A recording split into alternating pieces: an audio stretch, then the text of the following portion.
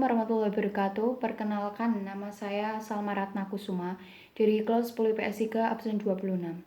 Semoga kalian tetap sehat dan selalu menjaga kebersihan agar tidak terpapar oleh virus corona.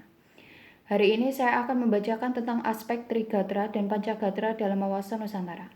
1. Aspek-aspek Trigatra.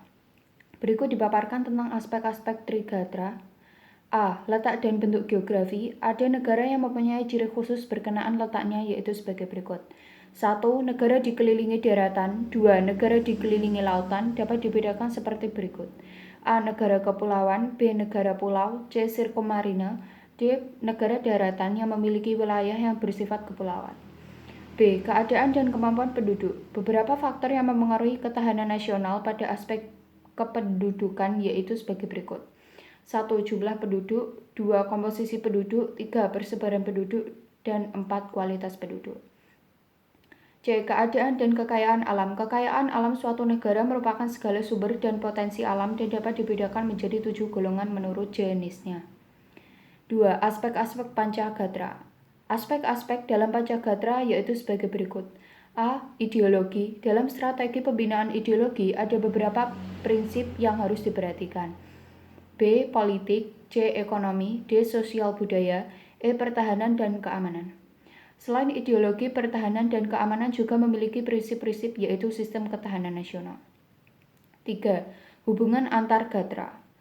Antara Trigatra dan Pancagatra serta antar gatra terdapat hubungan timbal balik yang erat yang dinamika kolerasi dan interdependensi dalam arti seperti berikut. A. Ketahanan nasional pada hakikatnya bergantung kepada kemampuan bangsa dan negara. B. Ketahanan nasional adalah suatu pengertian holistik. C. Kelemahan di salah satu gatra dapat mengakibatkan kelemahan di gatra lain dan mempengaruhi kondisi secara keseluruhan.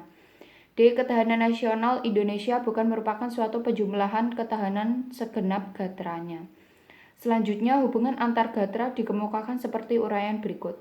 A. Gatra geografi. B. Antara gatra geografi dan gatra kependudukan. C. Antara gatra kependudukan dan gatra kekayaan alam. Setiap gatra menerima kontribusi dari gatra-gatra lain secara terintegrasi. A. Antara gatra ideologi dengan gatra politik, ekonomi, sosial budaya, pertahanan, dan keamanan.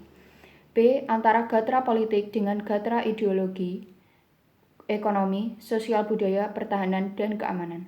C. Antara gatra ekonomi dengan gatra ideologi, politik, sosial budaya, pertahanan, dan keamanan. D. Antara gatra sosial budaya dengan gatra ideologi, politik, ekonomi, pertahanan, dan keamanan. E. Antara gatra pertahanan dan keamanan dengan gatra ideologi, politik, ekonomi, dan sosial budaya. Peranan tiap-tiap gatra untuk kesejahteraan dan keamanan tergantung dari sifat masing-masing gatra, yakni sebagai berikut. 1. Gatra alamiah. 2. Gatra ideologi. 3. Gatra ekonomi. Dan 4. Gatra pertahanan dan keamanan. Implementasi wawasan Nusantara senantiasa berorientasi pada kepentingan rakyat dan wilayah tanah air secara utuh dan menyeluruh sebagai berikut. 1. Wawasan Nusantara sebagai pancaran falsafah Pancasila. 2. Wawasan Nusantara dalam pembangunan nasional.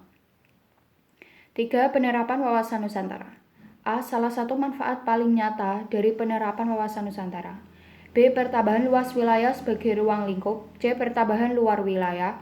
D. Penerapan wawasan Nusantara dalam pembangunan negara. E. Penerapan di bidang sosial dan budaya. F. Penerapan wawasan Nusantara di bidang pertahanan keamanan. Sekian penjelasan dari saya. Wassalamualaikum warahmatullahi wabarakatuh.